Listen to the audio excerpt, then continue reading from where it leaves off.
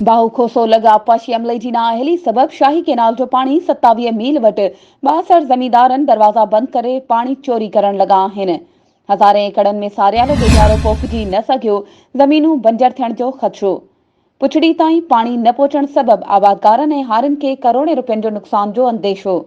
हितां जे ज़मींदार गुलाम अब्बास लाचारी, हाजी मुबारक नंदवाणी, नेक मोहम्मद नंदवाणी, बरकत बंगलाणी मीडिया सां ॻाल्हाईंदे चयो त 27 मील वटि उते जे 62 मक़ामी ज़मींदारनि शाही केनाल जा दरवाज़ा ज़बरदस्ती बंदि करे पाणी चोरी करण लॻा।